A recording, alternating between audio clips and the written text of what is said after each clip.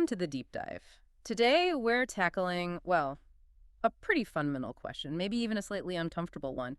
Why do we actually do good things? Right. Is it coming from a place of, genuine virtue? Or is it more like we're all running this sort of hidden internal ledger, calculating the payback, the rewards, maybe even the punishments? It really does make you look inwards, doesn't it? Yeah.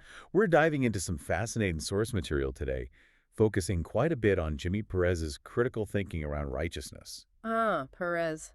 His work really challenges you. It does. It's not just abstract moral philosophy. It gets into the psychology of why we often fall into this transactional way of thinking about being good. So our mission today is to unpack that exact struggle. The difference between doing good just to be seen or get something back, performative righteousness, and, well, pure virtue. And to maybe understand where that conditioning comes from, and also how different global philosophies think about truly selfless action. Okay, so let's start with that conditioning. Perez calls it the transactional trap, right? Exactly. Yeah. He argues pretty forcefully that the world, well, it doesn't really teach us goodness as just a way to be. It's taught more like a product, something you trade. You can see that structure everywhere, can't you? From when we're kids, we're sort of trained to earn being good. The sources talk about those first currencies of virtue. The gold star on your homework. Yeah, or the ribbon for participation. A good grade. Maybe just getting that approving nod from a parent. Goodness becomes something you get, not something you are. And that framework, it really sticks. Perez points out how we're conditioned to see morality itself as a system of exchange, almost like physics cause and effect. Do good, get good back. Give, and then you'll get. His sources put it so starkly. The flesh lives by transaction. The spirit simply is. Okay, hold on. That line feels important. The flesh lives by transaction. The spirit simply is. Let's dig into that duality. Well, when Perez talks about the flesh, I think he means that part of us that's, more primal, driven by biology, by fear. The part that needs tangible results, needs safety. Exactly. That part operates on fear and scarcity. So it has to quantify things. It needs the deal, the transaction. It needs proof that giving energy results in getting something, safety, status, whatever, back.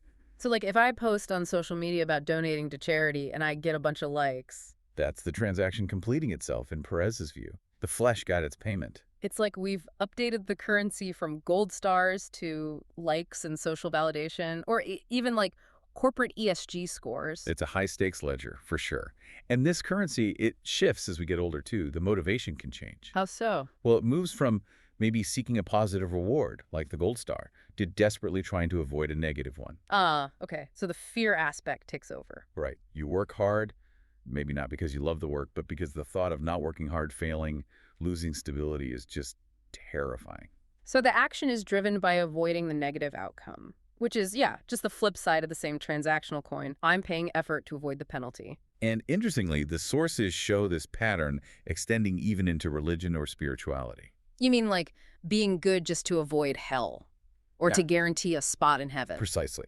Or even just seeking blessings or financial prosperity in this life as a direct reward for righteous living. Structurally, it's still a contract.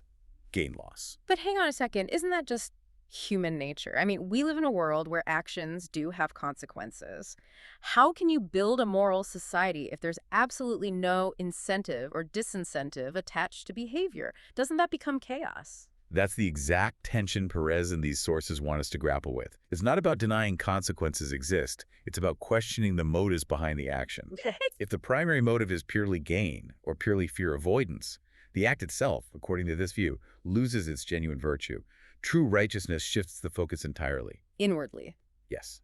The desire to be righteous comes simply from knowing that righteousness is right.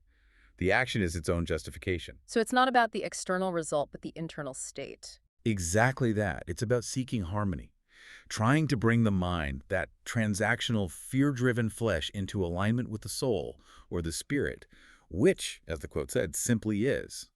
Virtue becomes the tool for that internal alignment. Right. Not a tool to get something out there, but to achieve balance in here. And that makes sense of why so many wisdom traditions warn against, showing off your piety, like the scriptural warnings about practicing your righteousness before others to be seen by them. That's the definition of performative righteousness. The moment the audience or the expected reward becomes the reason, the internal alignment is compromised. And philosophy echoes this too, doesn't it? Deeply. The sources bring up Plato's idea. It is better to suffer wrong than to do wrong. Think about it. It completely flips the script on self-interest. Because the internal cost of doing wrong is seen as greater than any external suffering. Precisely. And then Aristotle's definition clicks perfectly. The good for man is the activity of the soul in accordance with virtue. Virtue isn't the price you pay. It's how the soul is meant to function correctly. Right. And the reward structure becomes incredibly simple, almost radical. How so? If virtue is just the natural, correct activity of the soul, then living that way is the reward itself. So the prize isn't some future payout or external applause. No. The prize is the inherent peace, the joy that comes from being internally aligned with what's right now. Okay, that connects to the purity argument the sources mention, that measuring goodness or advertising it. Shining that spotlight on it. Actually diminishes it somehow. The less it's noticed, the purer it is. That's the idea. An act done purely out of love for truth or what's right, without any thought of transaction. That's where you find that spiritual resonance. Like mirroring something divine or boundless. Perhaps. It connects to scriptural ideas like love fulfills the law. Action that flows from pure, non-calculating love doesn't need rules or payment schedules. It just is right. And what's really striking is that this isn't some obscure idea. You find this concept of non-transactional goodness, like everywhere. It's incredibly widespread, yes. Yeah. Across different global traditions and philosophies, it's not niche at all. Can you give some examples? Sure. The sources point to the Talmud, for instance, which says something like, greater is one who performs a commandment for its own sake than one who performs it for a reward. So the intention is paramount. Absolutely. Then you look east to the Bhagavad Gita. It teaches karma yoga, selfless action. Right. Act without attachment to the results. Exactly. Perform right action, abandon concern for the fruits. Do the work, do it well, but let go of what comes from it. And Buddhism takes that non-attachment idea even further, right? Linking it to suffering. It does. Attachment even to the outcome of a good deed, like feeling slighted. If your kindness isn't acknowledged, that attachment itself keeps you bound to suffering. You're still looking for the payoff. It seems to pop up everywhere. It really does. Taoism talks about effortless righteousness. You have virtue ethics in philosophy, focused on character. Religions emphasize faith purified of self-interest.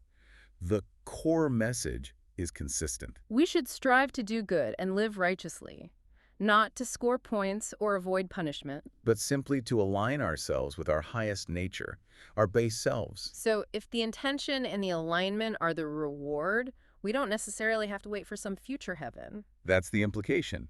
You can access that state of grace, that heaven, right now through your choices. And the sources are realistic about this, right? Perez acknowledges we probably won't reach perfect, selfless virtue all the time. Exactly. We're human, we're imperfect.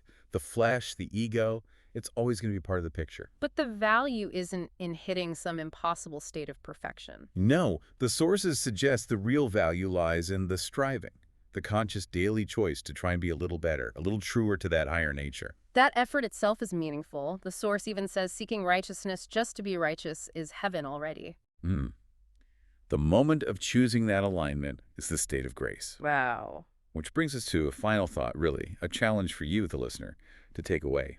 Especially living in our world, which is so often about external validation and, well, transactions. Okay. If the purity of a good action really is diminished the moment it's noticed or done for gain, what's one practical, maybe even invisible act of goodness you could do today or this week? For no other reason than just alignment, just because it feels right. Exactly. For no reason other than internal harmony.